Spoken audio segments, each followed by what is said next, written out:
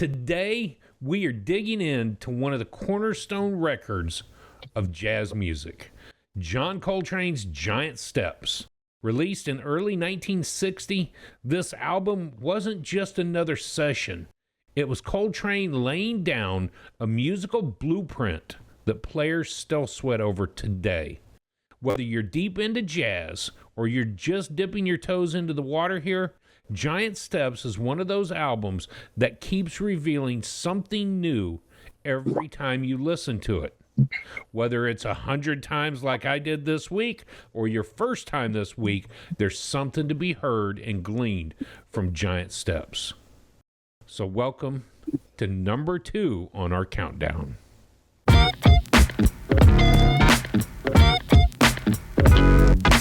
98 albums, and now we get to 99 albums that we have covered over 2 years. And it is such an achievement, a milestone for us to say the least, but I'm excited to talk about Giant Steps. I am too, but first let me just say thank you to the subscribers who have that the notification button clicked so you get notified when our new episodes drop. Thank you so much for liking and subscribing to the channel. I commend you guys for your perseverance, your persistence, your tenacity of following through with the goal that you established 98 albums ago. Yeah. So congratulations. I'm really, really looking forward to y'all coming for number 1. Yeah. Yeah. Me Coming too. Next week. Next week. Lord willing, the creek don't rise and the ox don't fall in the ditch. Yeah. If the wheels don't fall off. Well, they may fall off after tonight, baby. They may fall off. All right. How about we get started with some clips so that our listeners, if they haven't listened to Giant Steps, they get an idea of what's going on. Good idea. I think it's fair then to say, Dad, you wanted to hear a particular clip, and it might as well be yours first. Yes. Well, the album is Giant Steps. The track I chose is Giant Steps, and I like for it to start at roughly 2:45 and play it for about 3 or 4 or 5 minutes, and then I won't have to say anything about it. All right, Giant Steps. Here we go, 2:45.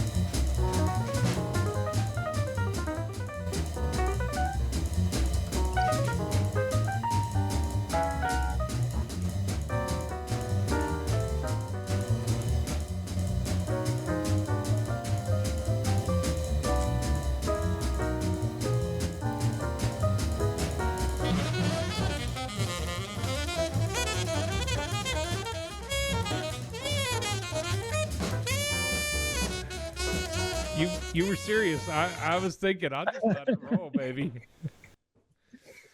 No. That isn't that cool? That is so smooth. And here's part of the reason I chose it, because there's a Coltrane. I believe he starts at roughly 2:45. At least that's where it started here, but I'm sure it starts a little before that. But then the rhythm comes through, and then he plays to finish it up. But here's my thing. There's a foundation that's the basis that really, highlight, it really sends or it really provides a foundation for what this album is really all about. It is Coltrane, but it would not be the album and the highlight. It would not be number 2 without the sections that are playing with him. Does that make sense? That makes perfect sense. So he's got some fantastic musicians that are laying a foundation that he can then play from, and the improv, it just kind of blows you away. And so that's the reason I chose to listen to Giant Steps. There's a couple other tracks that are similar to this, but I think this highlights it as well as any of the tracks on this album. So there you have it. You all have comment about it, I'm sure. What I appreciated was the driving force of that rhythm section. The piano and the bass and the drums just kind of pushing everything forward. And in the earbuds tonight, you can hear it like a locomotion, just pushing forward. Or that's what I loved. At the tail end of that clip, he almost, when John comes back in, he almost seems to me like he tripped for a second and had to catch up to what the rhythm section was laying down. Not that it's a mistake, because Drew, you told me earlier that you had listened to all 6 takes, 1,200 different takes, yes. Alternate takes, and so I'm sure they picked the best one. But to me, and it's not a flaw against Coltrane at all. That's not what I'm saying. It's just he did flub something, or maybe a key stuck on his sax or something, but then he had to really rush to catch up. Yeah. I just noticed that every time I listen to the song where he almost he was a beat behind. Let's put it that way. He kind of was, wasn't he? Yeah. Just a little bit. Yeah. All the alternative takes, and there was like 12 different alternative takes of Giant Steps, different bands, different outcomes, but to listen to them back to back to back, you can hear, Matt, you're going to talk about your John Coltrane experience over the last months. You can hear the progression in each one of his solos. So when I find it, I'll put that link in the description below so you can watch. It was a YouTube video, in a video form, all of the alternative takes together. So nice. Yeah, post that up there so we can all take a look at it. Actually, it'll be right above Matt's head. I'll put the link right there. Ching. Matt, all right. Perfect. About clips. You and I picked 2 of the exact same clips at the same time. Yeah, we wanted just to about hear almost the same segment. Now, to be honest with y'all, I'd really love just to hit play and we could sit here and listen to the entire album again. I loved it. So. Yeah. Yep. For me, song number 6, Naima, start me right at about 1 minute and 35 seconds and play me 50 to 55 seconds. So not quite a full minute. All right, here we go. Naima, song number 6.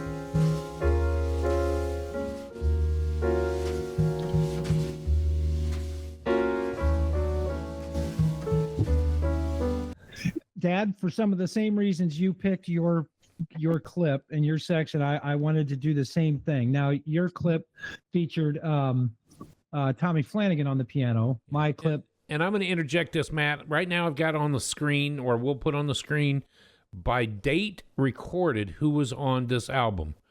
Thursday, March 26, 1959, was a different quartet, and that was on, what album did you say that was? The Extended. I've got that on the screen, the bottom left of this slide as well. The extended version, which had song 8, 9, 13, and 14. However, the track that you're looking at is on the bottom of the slide, Wednesday, December 2nd of 59. Track 6 had this quartet. Right. And so I wanted to highlight Wynton Kelly and his solo. John wrote the tune. These are all, every tune on here, John composed himself. So he's not doing any remakes or not doing any, what do you call it? Not doing any covers. Not doing any covers. Thank you. That was the word I was looking for. And he chose not to pick a solo for this song, Naima, which I found weird because Naima was the name of his wife. Right? No, Wife's Naima daughter. was his daughter. Yeah, was the daughter. Yep. So, and he chose not even to play a solo on the song and just give the whole section to Wynton Kelly. So I just found that interesting. I just wanted to highlight it. Dad, what was your thought on that clip? Oh, I loved it. Yeah, I loved it. Soft, smooth, and it just kind of flowed from the fingers, piano, the bass, and all. Yeah, just very flowing. Yes. Yes, a real tribute to Naima, I would say. Yep. And what I found interesting, Matt, is the same thing. He didn't even take a solo on it. It was almost as if the melody said what he needed to say, and that was it. I was on the way home from school today, and I listened to it. I just hit replay, and I'm like, did he ever solo? No, he didn't. So if he didn't, why not? And you listen to Wynton play, and you go, oh, Wynton said what everybody was thinking and feeling in that song. Yeah, he said what he needed to. Yeah. Yep. That's what I loved about it. Again, I'm going to put it up on screen. There is a lot of different album covers that came from Giant Steps. The original, what did we say, 6 songs that came out on the album, you'll find in stereo and in mono. Both of those are enjoyable. Then there was the release that came, what'd you say, in the 80s? 1987 was the reissue bonus tracks album. Yes. And like I mentioned, the YouTube video that has all the Giant Steps alternate takes. Those are pulled from the 50-year anniversary that came out as well. So there's a lot of different albums of Giant Steps. Well, and then in 98, they reissued with additional bonus tracks. So the original album had 7 songs on it. I'm sorry. Yeah. The 1987 release included 5 more for a total of 12 songs. And then the 98 release included 3 more for a total of 15 songs on the 98 release. I chose to stick with the original, the 1960 release. Yep. And on the screen, it'll show a breakdown by recording date. 26th of Thursday. I actually put the days in there. That's weird. March 26th of 59. May 4th, May 5th. Be with you on 1959, and then December 2nd, 59. And it breaks down who played on what. Your piece here, Naima, shows the only Wynton Kelly piano on this. Mm-hmm. Everything else has either got Tommy Flanagan or Cedar Walton on it. So the clip that I would like to highlight is the bass player is on every recording date, and that is Mr. Paul Chambers. So the song on this album that I would like to showcase is none other than Mr. PC. I want to show a segment here. I'll play it. Never mind. I'll stop talking. And then I can tell you why I liked it.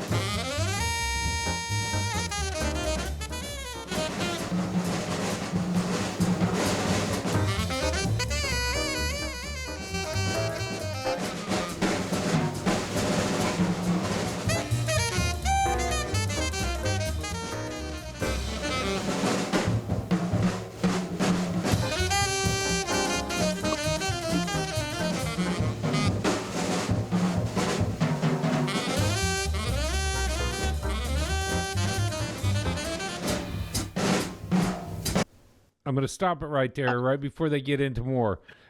trading fours is what that is called. Everybody takes a four bars and gets the solo or highlight, most commonly featured with the drum. You're going to hear an instrument and then the drummer, and then the instrument and the drummer back and forth. What I noticed, if you really go back, and I replayed this over and over and over again, if you notice what happens in the background, you've got John playing and then Art Taylor on drums. But every time John plays, Tommy on piano or Paul Chambers backs Coltrane. Mm-hmm. So you can hear the bass playing, vamping underneath Coltrane, and then you can hear Tommy on the piano do that, and they're filling in so beautifully with each other, as if they've done this over and over and over again. So I just love the trading fours aspect, and then to have those it's not replication or duplication, it's repetition. Yeah. Somebody does it during Coltrane, somebody else does it during Coltrane, but in the overall, it's trading fours. So, and it's like a repeated process. Yes. Yeah. Well, I like the tune because Delaney's new band, Mike Neglia and the Nobles, they play a version. Mike plays the version. The band plays a version. And he kicks it up. I don't want to say double speed, but he plays it even faster than the original by Coltrane. So it has a special meaning to me because I can watch them lay this, live, lay this track out live, and it's fun to watch and fun to listen to because Lady D's on the drums, of course. But yeah, so that song always has a special meaning. Good. I have one more note of this song. It's believed that when Coltrane wrote this, he had like months, wrote the tune. He actually used the same chord chart as a song written earlier by the name of Shadrach. So go back and listen to Louis Armstrong playing on the album Louis and the Good Book as he plays Shadrach, which was originally Shadrach of Shadrach, Meshach, and Abednego. So listen to Louis play the chords, and you can almost hear some of the same melody, almost the same phrasing or licks when you hear Louis play it. Now, it's a very different tune, but it's believed that that's where the information that Coltrane used to write the song came from. Shadrach. So dig into that. Pops would have been old enough to almost know Shadrach, Meshach, and Abednego. almost. That's awesome. He would have been. So, Matt, what do we say? Well, it is time. And what we say is, whatever you do it to jazz. You're going to hear coming up in our week in music. That's pretty much what we do. We listen to jazz all week. We discuss it amongst ourselves all week, text about it, talk about it. And yeah, that's what we've come to learn to do, is just listen to jazz music all week. I put a picture of the artwork on the slide. Again, we are talking about John Coltrane, the album Giant Steps. I put 1959. That's the year that it was recorded, released in January of 1960. The artwork for me is important. I love talking about the artwork. This artwork is no different, of course. It's got that awesome photograph looking up at John while he's playing. Looks like he may be on a stage or maybe a studio with a curtain in the background. I just find it interesting. Drew, it reminds me of a picture that you would take. I would love to take that. I'll go back in time and take that picture. Yeah. Yeah. Let's move on to the next slide. Jazz style for the day. I really was digging this when I looked it up, and we're going to talk about this. It has nothing to do with Giant Steps. So this is just a style that we talk about once a week. Jazz style of the day is called Neo Swing. Neo Swing is the name given to the renewed interest in swing music from the 1930s and 40s. Many neo swing bands practiced contemporary fusions of swing, jazz, and jump blues with rock, punk rock, ska, and ska punk music, or had roots in punk and all those alternate skas and ska punks. So the neo swing, I looked it up, a couple of artists. I was trying to think of them on my own, but instead I went ahead and looked them up. And as soon as I saw the names, I put it together. So Big Bad Voodoo Daddy. Yep. You ever heard of them? Big Bad Voodoo Daddy. They're neo swing. Cherry Poppin' Daddies. Well, I've heard Cherry Poppin' Daddies, and I like their music. Brian Setzer Orchestra. I'm completely in love with Brian Setzer Orchestra, and so I've even lied again when I said I didn't listen to jazz before. I lied, because Brian Setzer Orchestra, I have multiple CDs that I would put on and listen to Brian Setzer. If I'd have known he was neo swing, I wouldn't have lied to y'all and said I never listened to jazz before. Right? The big one that I'll mention before I let Dad talk, Squirrel Nut Zippers. Yes. Neo swing. You mentioned them one night, Dad. We did. That's been several months ago, really. Uh-huh. And I was at the Fort Wayne Community Band talking to somebody about jazz, and they said, "Have you heard about Squirrel Nut Zippers?" I said, "I'm not sure I want to hear about them," but then I listened to their music, and yeah, it's good stuff. Really good stuff. Well, here's the thing. It's not that I was laughing at you, but when you said Squirrel Nut Zippers that episode, I'm like, I'm failing to find the link between them and jazz, because I think I've probably heard a few pieces by them. But then when you bring the whole explanation, neo swing, into the mix, then there's a hole for them to fit in, a pigeonhole for them to fit in neo swing jazz. So yeah. Well, and you've put it in here, the ska punk sound. Where my mind went wasn't necessarily the swing or the jazz, but rockabilly. And we've got Dale Watson here in town that is definitely rockabilly, with the touch of some country swing. But recently we saw him, and he's got horns backing him up. And so even then, this rockabilly has that moment. And so that's what I thought about with neo swing, bringing back the ability to dance. The dancing, I'm thinking about the poodle shoes or poodle skirts, and which is common. Yeah, been to a lot of rockabilly stuff here at the Continental Club. Blue suede shoes, baby. Yes. So saddle shoes. Saddle shoes. Yeah, saddle shoes. Dad, did you have something, Dad? Yes, actually, because tonight our Old Man New Music will be featuring a swing band, and I'm looking forward to bringing that information to the forefront, because again, this would be a new neo jazz that's really a good album. So I didn't put the two of those together, but after listening to your pick this week, heck yeah. Ooh, I can't wait for you to talk about that soon. Yeah. Stay tuned for the Old Man New Jazz What's New. And out of all the times we've connected Old Man New Music and the style, this is the very first time that it's ever correlated. You're right. So, yeah, you're right. Absolutely. Pretty big deal. Absolutely. Something's right in the world. Maybe we'll try and make that happen again next week. Could be. All right, let's move on to the next slide where you can get it. Tonight's album can be found on all the major streaming platforms. We at the Unconnoisseurs would prefer that you go to your local record store and buy a brand new copy of Giant Steps to support the artist. I went ahead and put a quote at the bottom of that slide by John Coltrane. The quote says, "I think music is an instrument. It can create the initial thought patterns that can change the thinking of the people." Matt, I told you earlier today, if Dad can't join us, we talk about our albums, and even in between what we're about to do and this top 100, if I ask the question to the both of you, how has this journey changed your life?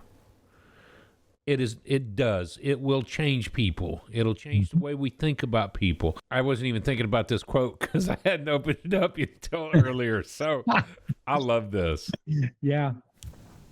there may be more of that discussion to come in future episodes, how the journey has shaped us. Yeah. And so I just thought it was a great quote by John.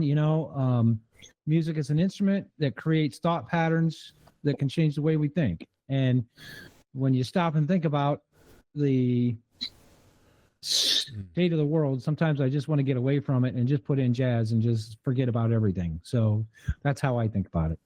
And the way the brain works, it creates neural pathways, and some of it can be a rut that is on a negative side. Some of it could be like a valley on the positive side. And I think much of jazz, now I'm not a connoisseur, I'm basically, I'm an unconnoisseur, but pre-jazz and avant-garde jazz, for me, it's on the difficult side. It doesn't help me process positively, but some of our other stuff, even the album today, number 2, Coltrane, it's on, to me, it's on the positive side of creating some good thinking patterns.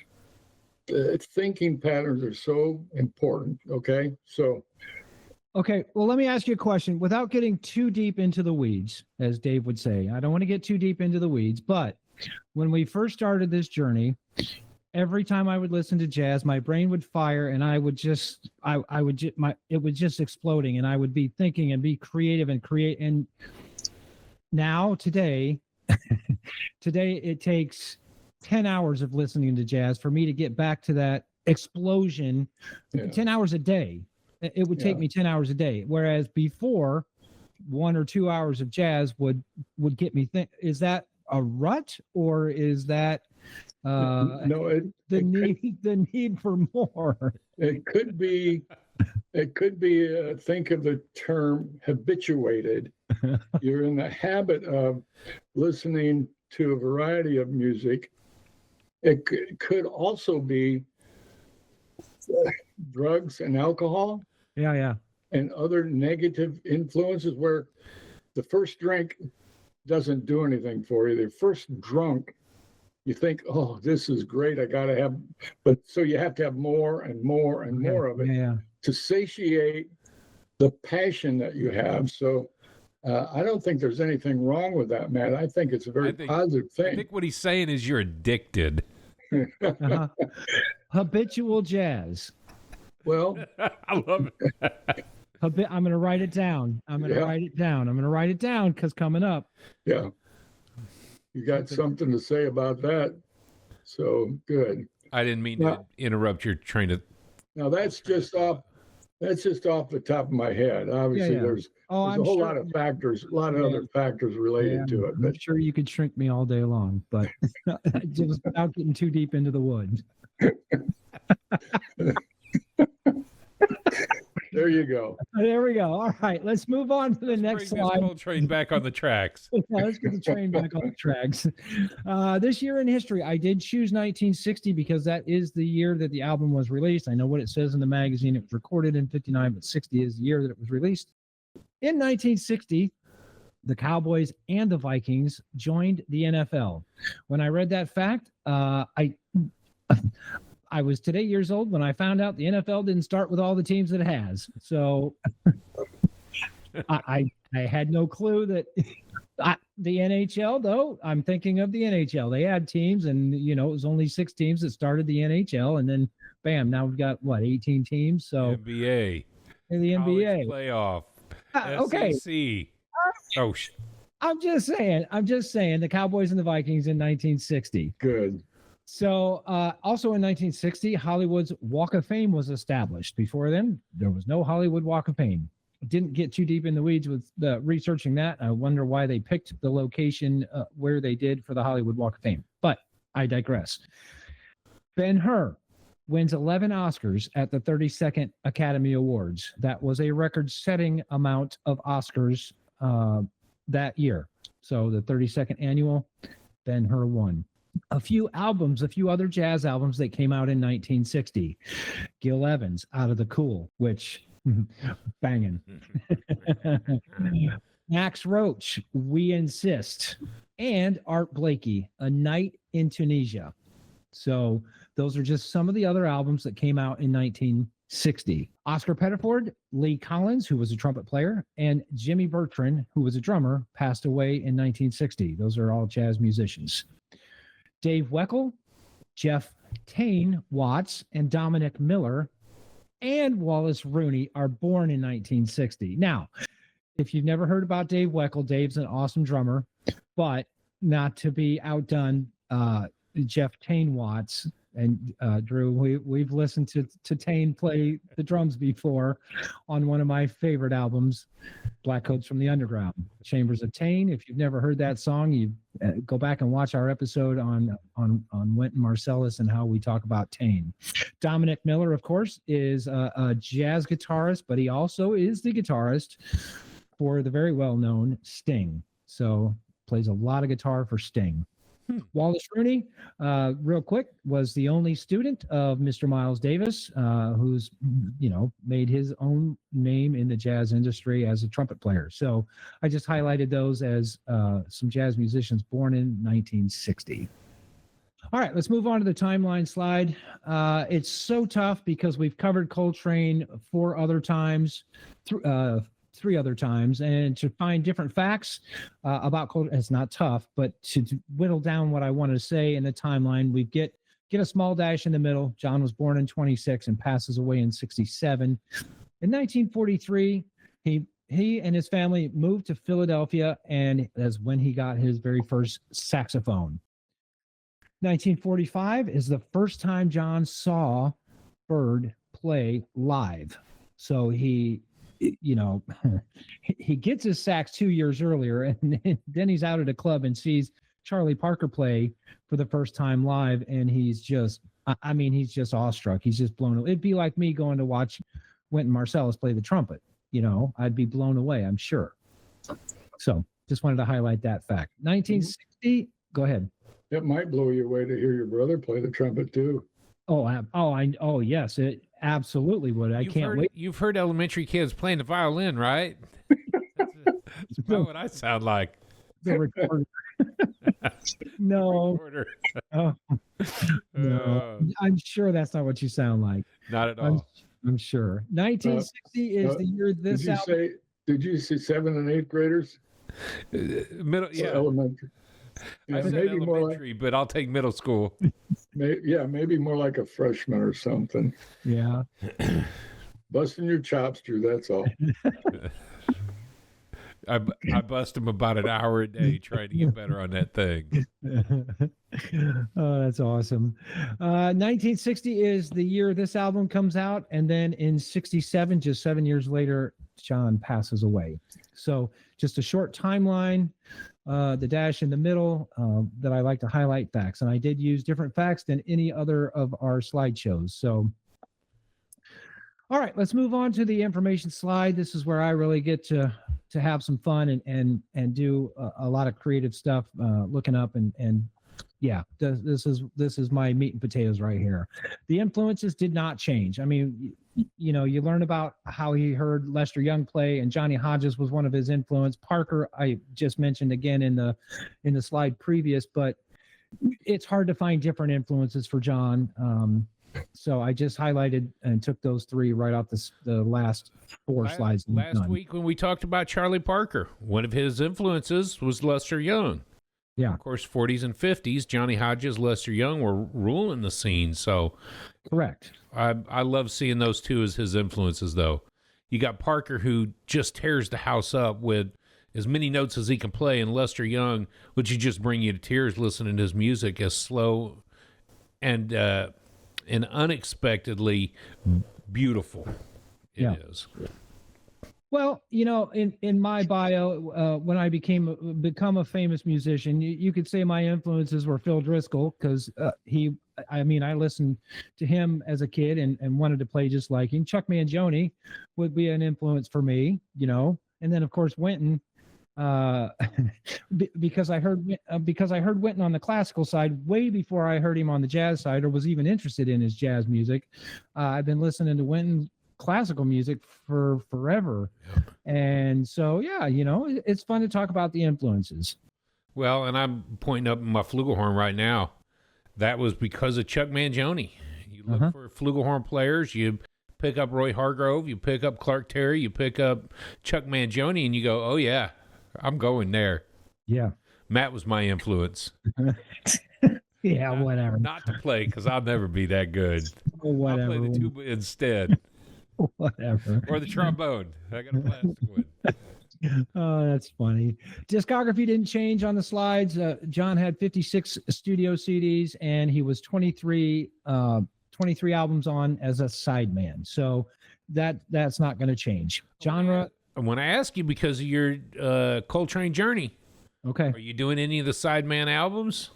No, I won't be doing only the 56 original Coltrane CDs, and I am at 52. I have 4 to go to complete my journey of listening to the whole collection of John. I did rate them all, and I've got notes on most all of them.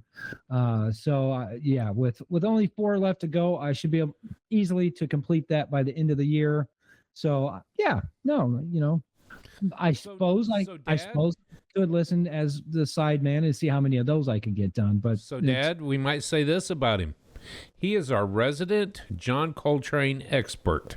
Exactly. I like that, Drew.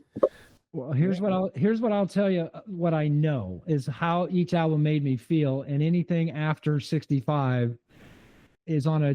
That's not true. There's a few after 65 that are up here on the scale, but most of it is kind of down low on the scale. Are you referring to his free jazz movement? I'm just saying, just how it made me feel. Y'all are haters. No, I'm not a hater. If I was a hater, I wouldn't even have picked to listen to him. I would have skipped him. I'm going to put only free jazz and avant-garde on my to listen to for y'all. Okay, all right. Force you to break your habit of going to the neo-bop. All right. I challenge you this week. Drew. I challenge you to put on OM, John Coltrane from 1968. I challenge you to listen to it. Done. OM, 1968, John Coltrane. OMG. Yeah, it's about what you're going to say when you listen to it. OM. How did Matt make it through this? It can't be any worse than Broadsman. He rated a 0.5 better than I rated Machine Gun. Wow. Snap. I'm just saying. Okay. I'm just saying. All right, so let's get back on the tracks here. 6 Degrees was super easy. We've already discussed him playing with Miles. So 6 Degrees, super easy this week. Maybe even easier next week. We'll find out. A few facts about John Coltrane. John only had a 10-year recording history. To get 56 albums recorded in 10 years is simply amazing. And not to mention the 23 sides, and not to mention the live stuff that he was doing, and not to mention spending 14 hours a day practicing on the days where he wasn't recording. And then he had a family. And then he got high a lot, but whatever. So a 10-year recording history, that's a fact that blows me away, that he worked that hard to get 56 albums plus all of the other stuff that he done in 10 years. He used his GI Bill to enroll at the Granoff School of Music. That was a fact that we failed to talk about the last episode that we did, because I did highlight the fact that he was in the Navy. I just didn't highlight the fact that he used his GI Bill to enroll at Granoff. So that was a fact I found interesting. He switched from the alto sax to the tenor sax in 1947. Another interesting fact that I have never highlighted before. I probably skimmed over it and it didn't mean much to me, but this week it just meant more to me, so I put it on the slideshow, that he switched from the alto to the tenor. He, of course, rejoined Miles Davis in 57 after getting himself clean, and we know the result of that. I can't talk about it too much, but we'll find out later in the episode why I can't. All right, the final piece of the slideshow for me, and then we'll be done. Just a few facts about Giant Steps. Giant Steps was the first release for John as the leader for the Atlantic recording sessions that he had. So this is the first release for Atlantic. I think we failed to mention that at the beginning of the episode too. This was the Atlantic on LP and CD. Critics. One of the critics said this album is one of the most influential jazz albums of all time. I tend to agree with it. There are a few other influential ones that would come to my mind first, but Giant Steps obviously would be in the top 5 for me, influential wise. Other musicians have studied Coltrane, and this is what they call the kind of ultimate harmonic challenge. Now, I want to pose a question, not to disrail the slideshow, but this is an interesting time for the question. And ever since I have reread the article in the magazine, and they talk about the do re mi, and John's playing the do re fa. Did we talk about music in do re mi before The Sound of Music, or was it because of The Sound of Music that we say do re mi fa sol la ti do? We talked about it before The Sound of Music. Part of the explanation would go back to the Ionian, the Dorian, the Phrygian, the Lydian, Mixolydian. All of those concepts come from a much earlier date. Okay. But so I don't think it ever got popular until Julia Andrews said it. And then everybody followed her. Uh-huh. Well, and you say do re mi to me, and that's the very first thing that comes to my mind. I mean, she explains it so well. You got to start at the very beginning, start with do. So it was just a question, because again, I was rereading the magazine article, and it talks about how he and Beethoven moved around the chords the same way.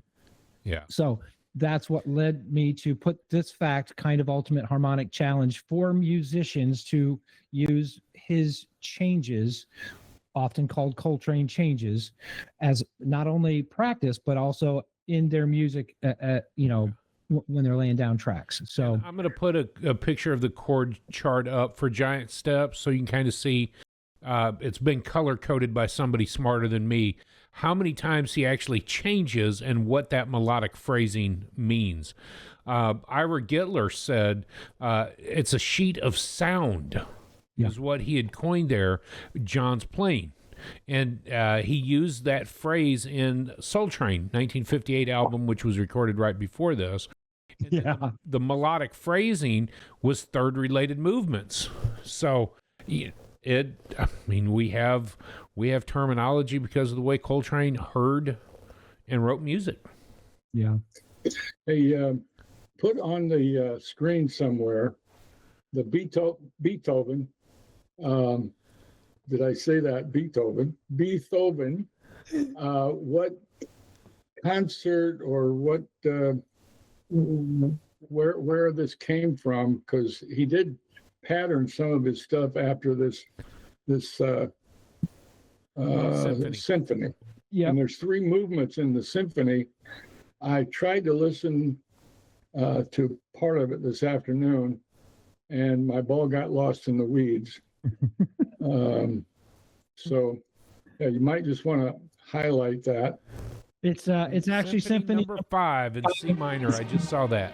Yeah. Say it again, Matt. Symphony number 5 in C minor. Now, John was using the same changes. It's not the same notes. You're not going to hear Symphony number 5 in Giant Steps, but the way that he designs his changes is kind of the same way that Beethoven wrote that symphony. Yeah, exactly. So, all right, the final fact for me on the slideshow, and then we'll move on. The album was critically acclaimed with 5 stars across the board. I mean, everyone gave it 5 stars. Yeah. Even the ones who I laughed at before. So, Virgin Encyclopedia, I think they rated one of the ones that I loved with only 3 stars, and I'm like, you guys are idiots. But 5 5 stars across the board. All Music, Downbeat, Encyclopedia of Popular Music, Penguin Guide to Jazz, Rolling Stone Album Guide, Rolling Stone Jazz Record Guide, and the Virgin Encyclopedia. So that does it for the slideshow. Because of the facts, I want to keep on to that. 2004, it was one of the 50 chosen albums for the Library of Congress to be put into the National Registry. So I wanted to touch on that. It is forever archived as one of the bestest ever. Yes. 2001, going back to your facts here, 2001, Stuart Nicholas of Jazzwise wrote, "So much has been written about Coltrane that it might appear that you need a doctorate of music to go anywhere near this recording or his recordings. Nothing could be further from the truth. Giant Steps demonstrates so eloquently. His music contains universal values that speak to us now, the essential humanity of his work, the sheer joy of music making, and the power of energy of his playing." And I think that touched on something to me when I read that quote, because it's something that I've been struggling with anyways. This was a very approachable album. You don't need to be sophisticated in jazz to understand what Coltrane's throwing down. You just enjoy it. If you listen with reverence, you pick up the nuances. If you just listen, you enjoy it. If you don't care for jazz and listen to it, you might actually appreciate it. So it isn't an over processed. It's not we just left Parker, who plays as fast as he possibly can, to hear Coltrane actually take a deep breath. And I think that's what this album really, really is. You don't have to be sophisticated to get it. Just listen to it. I love that fact. And when I read that, I thought about adding it to the slideshow anyways. I knew that you'd work it in. There are albums, there are other Coltrane albums that you struggle to see what's going on. Giant Steps is not one of those albums where you struggle to see, like you said, you can just open it and enjoy it for what it is. You don't have to study it. You don't even have to get behind it. Just listen to it for pure enjoyment, like I did 1,000 times the last year. Right? Just for pure enjoyment. All right. Well, that does it for the slideshow for me. Thank you so much for letting me do that. Now is a great time for a commercial. I know we've mentioned it a couple of times in this episode already, but we are using the Jazzwise magazine 100 albums that shook the world as our guide into our jazz journey. Of course, we are on number 2 this week. Giant Steps is number 2 on the list. We're counting down. Let me say this. On the 99 list, Jazzwise did a list in 1999. They also did another list in 06, and then the list that we're using for 2022. On the 99 list, Giant Steps was at number 16. On the 06 list that they released, it came down to number 11. So something happened between 06 and 22 to make it take the second spot, which we've already covered the album "A Love Supreme" by John Coltrane. Used to reside in the number 2 spot on both of those lists, and Giant Steps moved into that spot. It slid into how's he put it? Slid into Slider's spot. What does he say in Top Gun? You took Slider's spot. Yeah. No, we didn't slide into it. It was our spot. Yeah. So Giant Steps took over to Ascension. Yes. Yep. So yeah, thank you for letting me add that. So I think with due justice, we've mentioned it several times. Let's not talk about John Coltrane yet, or your thoughts on it, or our week in music. Daddy-O, why don't you tell me what's new? Oh man, I'd love to. World of neo swing. Oh, I'd love to. Let me preface it by saying, you guys remember being in Kendallville, north of Fort Wayne? Do you know what Kendallville was known for years and years and years? The marshmallow capital of the world. Okay, here we go.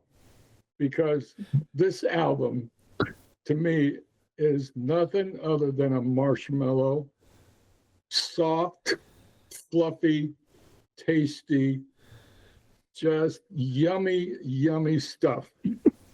Okay. Imagine having a bag of marshmallows and not stuffing your mouth to see how many you can get in because you want them one at a time. So each track is like one of those marshmallows out of the bag. You following me? But you're making me hungry. So I know, don't I'm mention thinking roasted marshmallows and mention s'mores. chocolate or yeah. graham crackers. Yeah, don't mention that. Yeah. So I do have hot chocolate to wash down my marshmallows. So this album is Christian McBride, Big Bang, Much Ado. Without further ado. Without further ado. I get that confused. Without further ado. And Christian McBride has a long history. He's not a new musician, but this is a new album, come out in I believe August of this year. It's under the Mac Avenue record label. There are so many other artists whose names you'd recognize: Sting, Cecilia McLaren Sullivan, Jose James.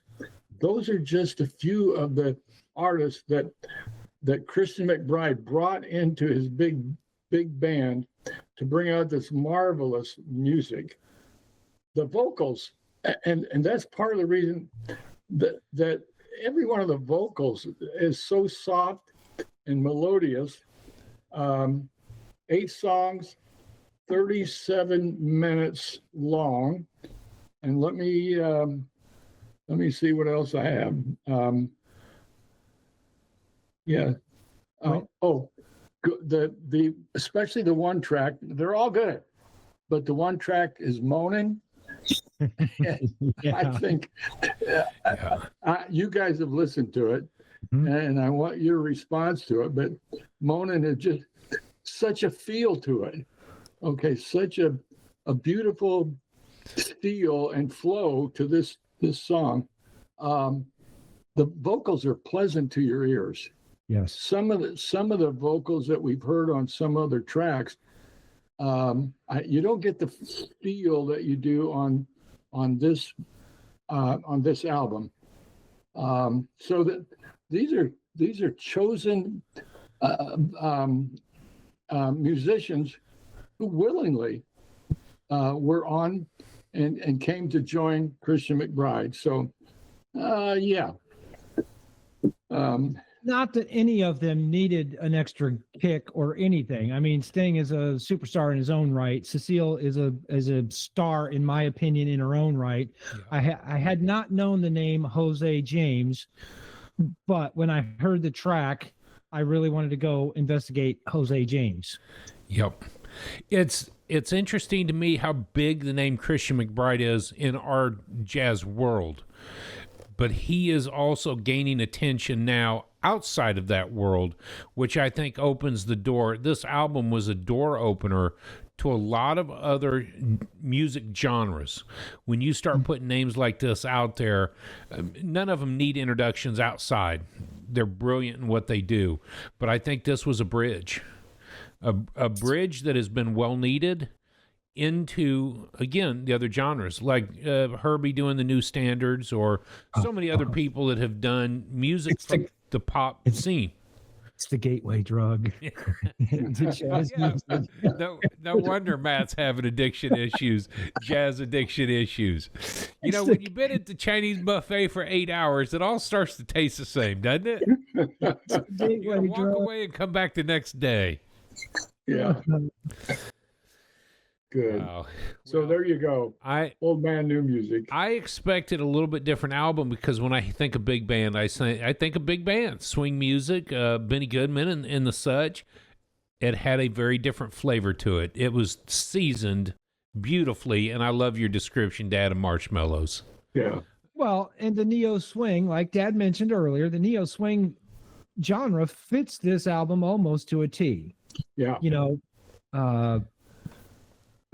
Well, some of the tracks take you back in time. Will You Still Love Me Tomorrow? huh? Yep. Okay. Yep. Moment.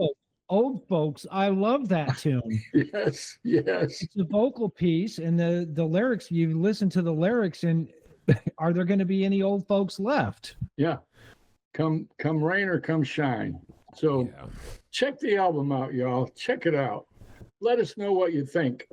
Give us a response to this album as you listen to it. Will do. Good. Okay.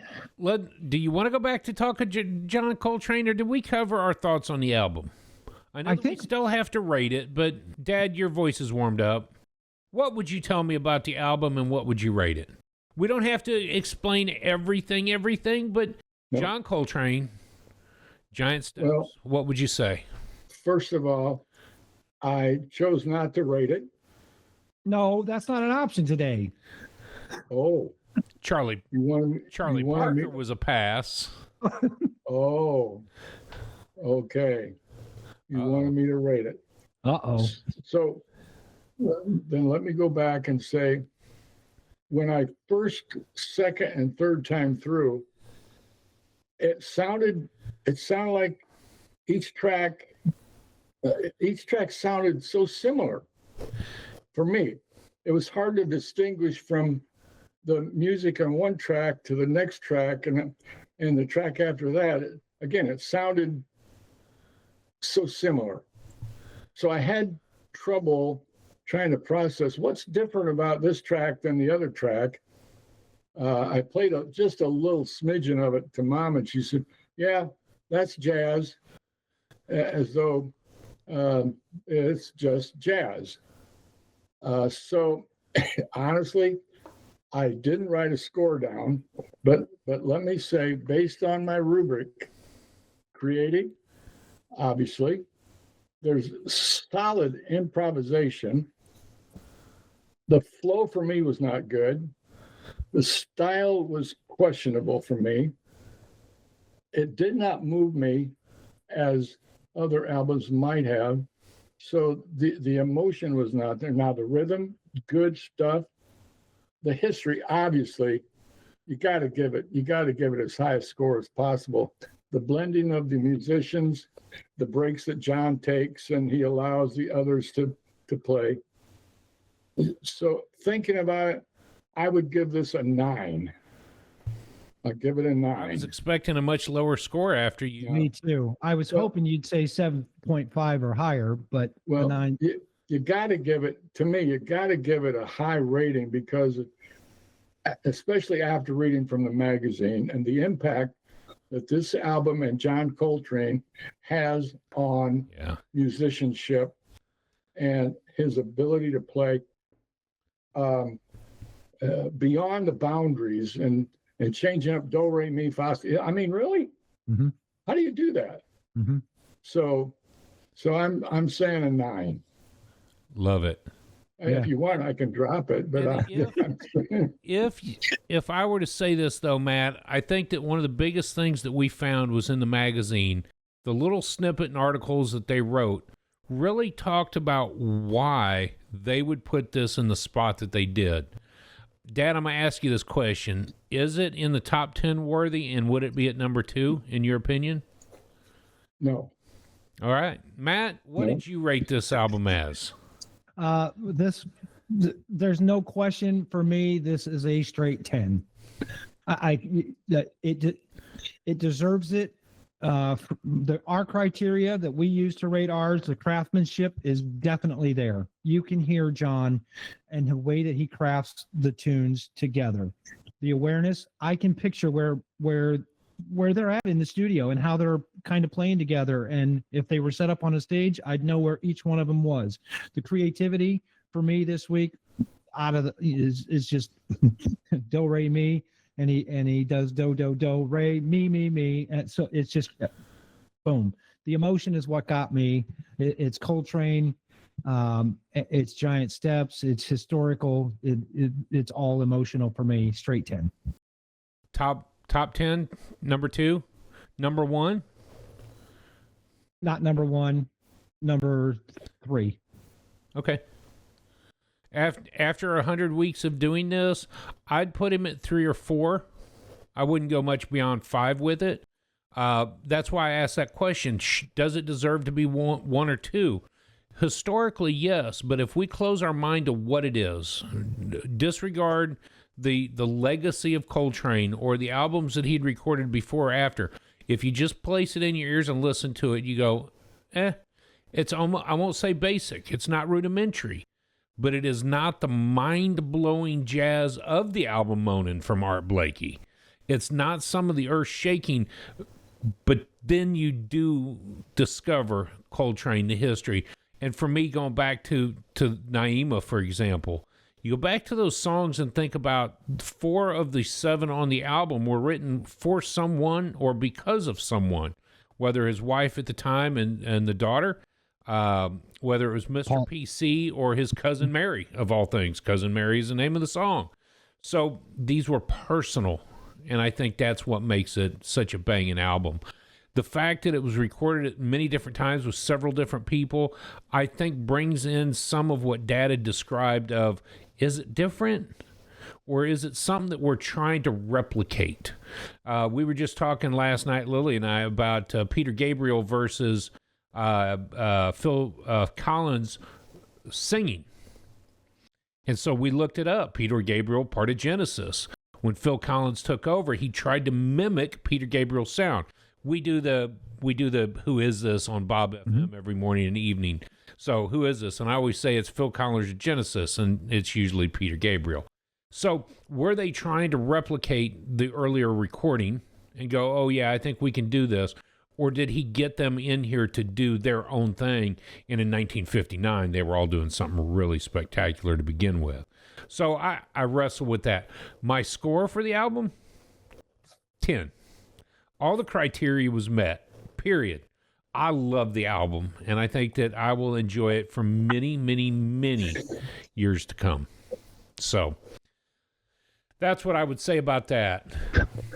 Dad, we're going to record here in just a little bit your recap in your health journey. But what's your music week been like? So my week in music, the other night, Mom and I watched Christmas at Rockefeller Center with Reba McEntire. There were a variety of musicians that she staged, and it was just a very moving, flowing kind of heartwarming experience. So, yeah, we watched that. My week in music was dampened Saturday night, trying to watch the shellacking. It was not a shellacking. It was not. Matt, don't argue with him. You know he's going to start crying, so don't push the buttons. Don't push the buttons. Let him have his feelings. I told myself that I wasn't going to bring it up. I was going to let you bring it up, but I'm going to argue it. It wasn't a shellac. It was a great, great game. It was. By both teams. It was a great, great game. And unfortunately, the Buckeyes, their nut got cracked. And they're still rated number 2. And I anticipate they'll rebound from that and come out strong. The other thing I will say, well, you sent, Drew, you sent a link to a video. What was the video you sent? And it was a 58-minute video that captured Miles, Coltrane, 1950 Mingus, what was it called? It was albums of the 1959. Yeah. Why was it listed as the golden year of jazz? Yeah. I watched that this afternoon, and I loved every bit of it. The basically the last thing is that'll fit in with, and we'll go to this later, but the response we're getting from YouTube for my journey has been overwhelming. And I so much appreciate that. I even got a response Mom got a response from my cousin Philip, who lives in Colorado, and he didn't realize what was going on, but he sent Mom a text message and an encouraging kind of message. So I had limited music. Based on my journey, it was just I was occupied with other thinking, so I didn't listen to a whole lot of other music this last week. Okay, Matt. Okay, what's your week been? I too watched the Reba Christmas in Rockefeller Center, and it was simply amazing. The thing that I liked about it, they kept all political stuff out of it and just left it Christmas. It was an amazing show. Then Kendra and I watched the Nashville Christmas right after that, which was just as good. I had a lot of Coltrane in my ears this week. I cannot lie. And I told you before, I don't only listen to jazz. So Kendra and I, we had plans and we bought tickets a few weeks ago to go see a favorite band of ours, been a band that we have liked for a very, very long time, by the name of Sister Hazel. They're a Gainesville, Florida band, and we have been following them. We've only seen them live a couple of times, not anything like Need to Breathe. I would do just about anything to go see Need to Breathe, but it was fun to drive down to Wabash and see them at the Honeywell Center, Sister Hazel. Now, it was rough because Ken, the lead singer of Sister Hazel, has a very distinct voice. Miles Davis has a very distinct sound on his trumpet. When he puts the harmon mute in, you know that it's Miles, right? Ken's having voice issues, and the songs that we're used to hearing on the albums and on Spotify and the A Word and Siri and everything else it wasn't measuring up to par. And I was thankful that he mentioned it even in the show, that I'm having some vocal issues. I've been having these issues for a couple of years now. It almost sounded like he was struggling to get air through his vocal cords. And so even when he would talk, he would push out air to get the words started. And I having trouble talking like that, I can't imagine how it would affect the way that you got to breathe and to sing. So they're a great band. We had a great time. He's a cool dude. Anyways, he came out after the show and we got our selfie with him and bought some merch, of course, because we're huge fans of Sister Hazel. Going beyond my weekend music, I want to talk about my year in music. Now, at the end of each year, iTunes, Apple gives me my Apple Music replay, and I take screenshots of that so I can go back and look at my artists who I've listened to most of the year. So last year in 2024, Herbie Hancock was at the top of my list with 2,400 minutes. Need to Breathe came in second, no question about that, with 2,200 minutes. EST, Esbjorn Svensson Trio, came in with 2,000 minutes. So those are the top three of last year. This year, Miles Davis comes in number one with over 3,000 minutes listened to throughout the year. Wow. Coltrane comes in a close second with 2,700 minutes. Need to Breathe comes in third place with 1,800 minutes. Herbie drops down to fourth with 1,500 minutes. It's always fun for me to go back and they keep track of that. I don't care that they keep track of it. I like the fact that they tell me the top albums that I listened to in 2025. Number one, let me start with number three. Number three, the most listened to album for me this year was Time Out by Dave Brubeck. 480 minutes. Okay. I loved it. Number two, Jeremy Ledbetter Trio, Gravity. Wow. Okay. With 490 minutes. Makes sense. I will pick that album. Wow. I'll pick that album just about over anything to listen to. Number one album for me this year, Charles Mingus with 738 minutes. No kidding. Yes. What a cool look at your year. That is great. Yes. I love going back, and they go into more details about each month, even who you listen to throughout the month. So I did not see Mingus coming as your number one. I kind of figured he'd be number one, but I thought Black Saint and Sinner Lady would take the number one spot. Because I picked that over just about any other Mingus album. So came in top, which I'm not mad about. No, Not bad I'm about not that mad at all. for you. Wow. And gravity. Jeremy Ledbetter, Dad, I tell you what, you've been knocking it out of the park with what's new ever since you started. I listened to Jeremy Ledbetter, the other album by him this morning. I can't think of the name. It touched me. It's pierced my soul. Jeremy Ledbetter has pierced my soul for some reason. I can't explain it. I just love his music. Yeah. So that's my week and my year in music. Wow. Cool. I keep pushing it off. Remind me later on YouTube Music. Remind me later, because I don't want to look yet, because I've still got many days left in December, and I might be persuaded to go listen to something else to see if I can change my score. I'm curious though now to see what I've listened to. There's been a lot of Clark Terry, and I can see Coltrane being up there on your list because you've listened to 52 albums already. 50 albums of his already, kind of back to back. So because of your encouragement, I'm doing that with Clark Terry.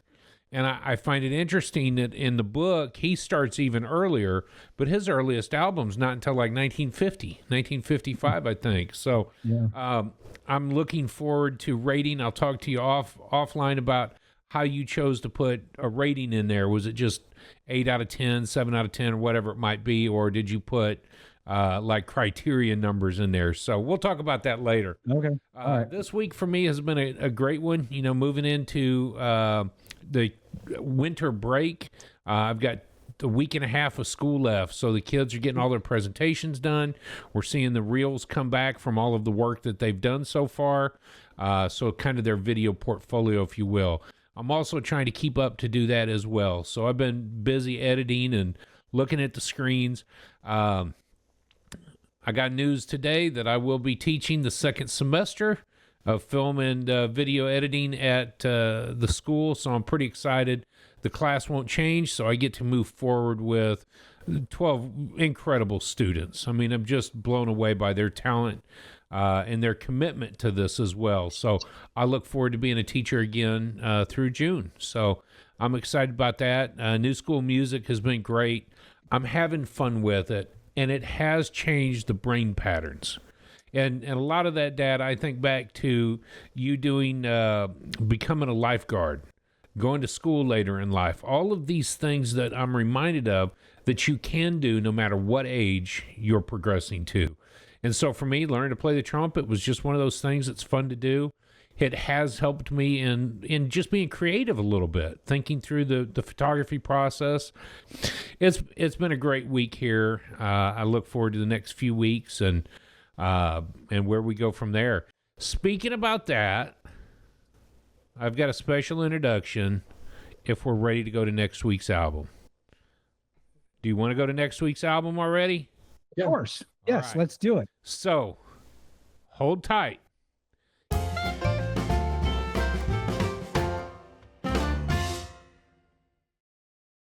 And number one on top 100 jazz albums that shook the world is none other than Kind of Blue by Miles Davis.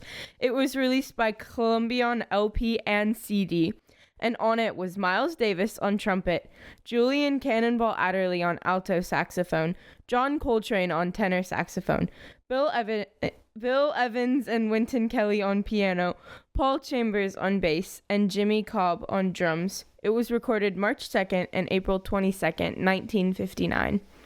Beautiful. Wonderful. That's my granddaughter. Lily, thank you so much for introducing the number one album that shook the world. It means the world to me that you chose to come on and do that.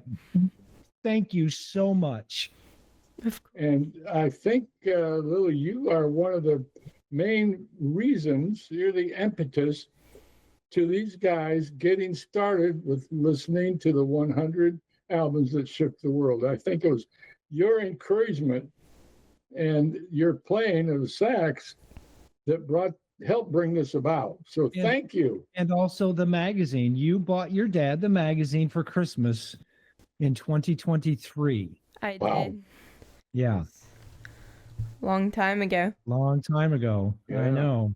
So thank you so much for starting our journey and now for introducing the finish line to our journey. Thank you so much for doing that. Yeah.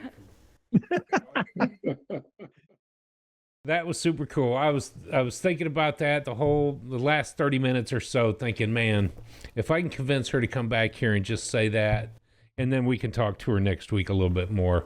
Yeah. So cool. Beautiful. Just beautiful. So be sure to put Miles Davis Kind of Blue in your ear. If you've never heard it before, it's going to be one of those unexplainable albums that we will get into next week. Deep dive on Miles Davis Kind of Blue. So make sure to put it in your ears. Yes. Good. Thank y'all for joining us. We look forward to seeing you. Same bat time, same bat channel. Yep. Cheers.